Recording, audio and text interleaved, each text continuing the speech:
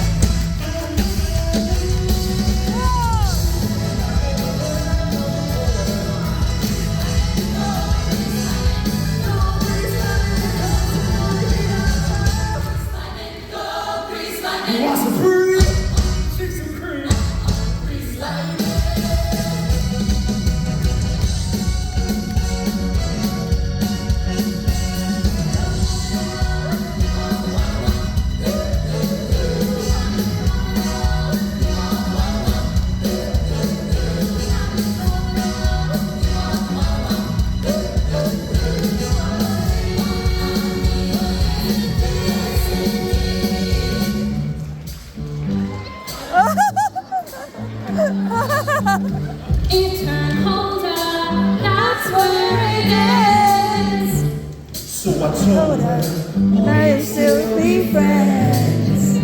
Every day I'm true love. Wonder what she's doing now. So my dreams breathe under the seas.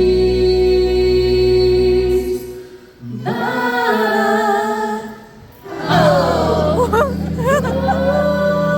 so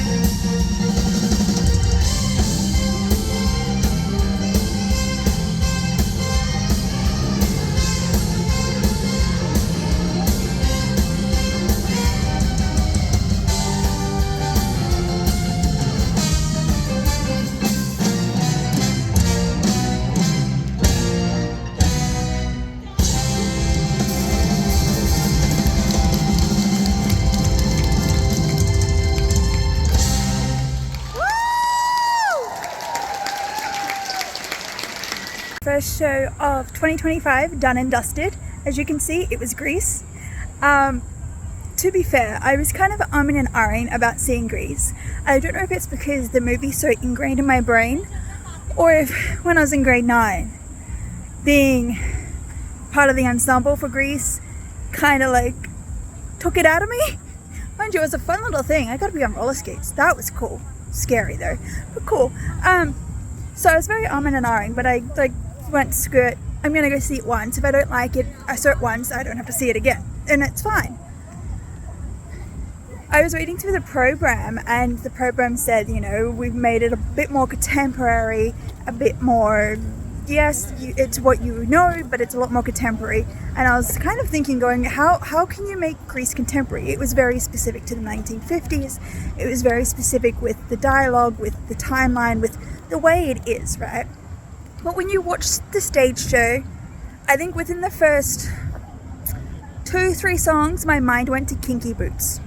And I say that because of the production design.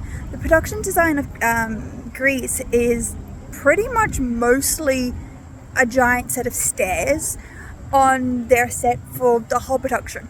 Majority of the time anyway, like 99% of the time. And in Kinky Boots, a lot of the scenery was just big giant blocks where they just rotated and used as cupboards, used as part of the scenery.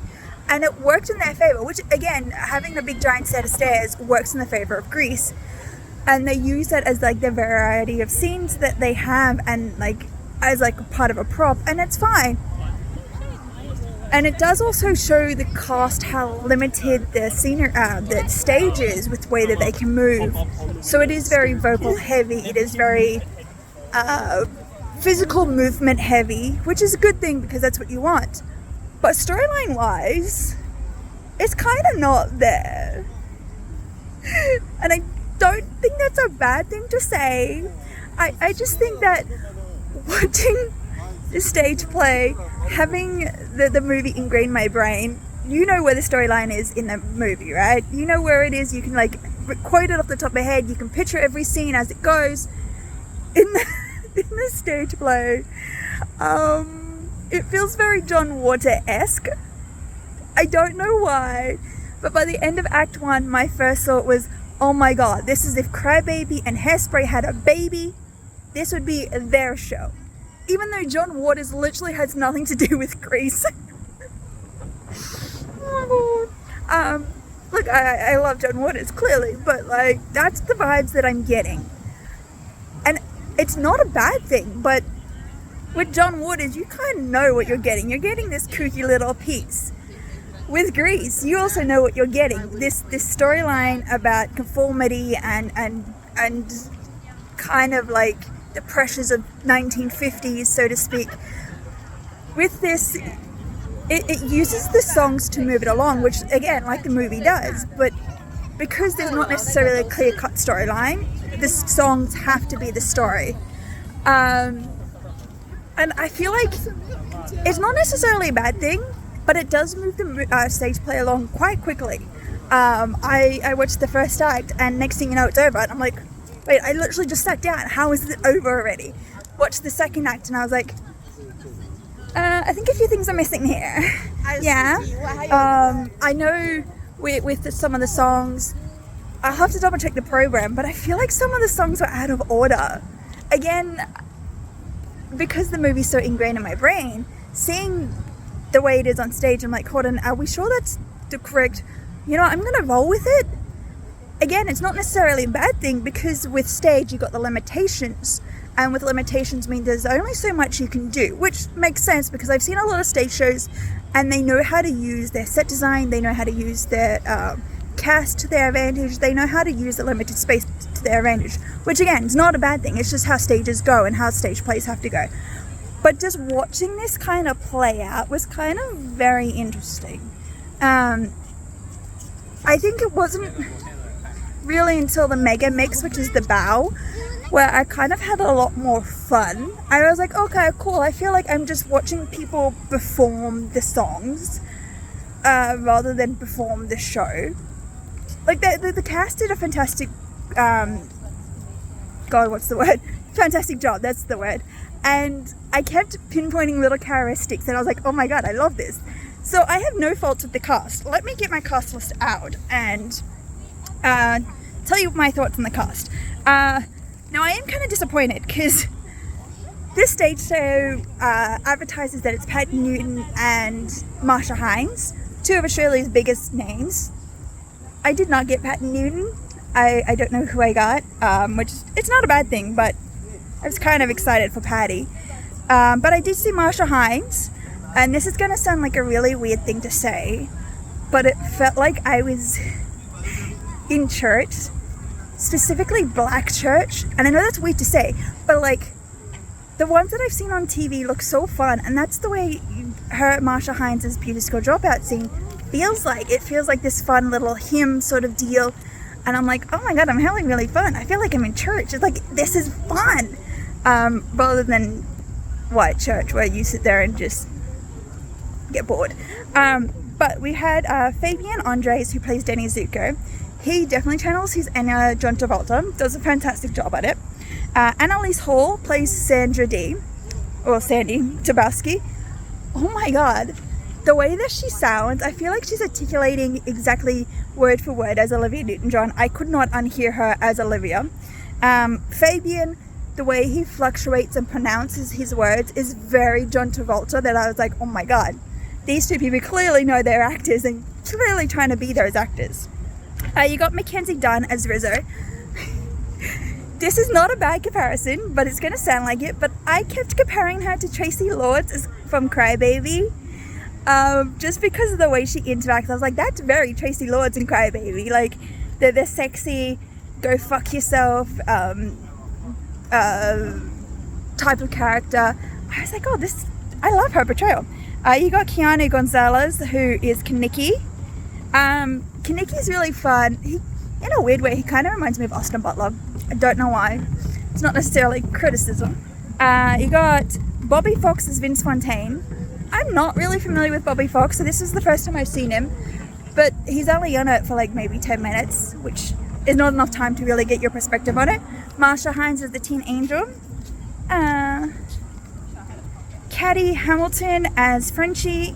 Caitlin Kovic as Jan. Caitlin as Jan reminds me of Ricky Lake from Hairspray. Like that specific Hairspray, just, I don't know, just her persona, the way she carries herself on stage, that's how it reminds me. You got Rose Doug of Marty, Patty as Lucy Frazier, Jordan Carlos as Judy, Oliver Lacey as Roger. Roger reminds me of John Belushi. Specifically John Belushi, like, I don't know, I think maybe from the SNL movie, or John Belushi from kind of like that very specific persona. We've got Reagan Walker as Sunny and Gareth Isaac as Eugene. Overall, I wouldn't say I didn't like it, because that's not true. I did like it, but I don't know, it kind of reminds me of the Elvis stage play last year that I saw, where it's like, okay, here's what you already know, and you're kind of going to like it whether you want to or not. But I don't know, I kind of had fun-ish in my weird little way. Mega Mix was a lot more fun than I expected, so I loved that little scenario. But yeah, overall, Gris is here until the end of the month. It's only 4 weeks long, which is surprising, because normally a show like this would be running a bit longer. But 4 weeks long, definitely something to check out at least once. That's what I can tell you. And definitely something to kind of talk about. You'll find aspects of there that you like and didn't like, which is like any other stage show. But hey, first stage show of 2025, done and dusted.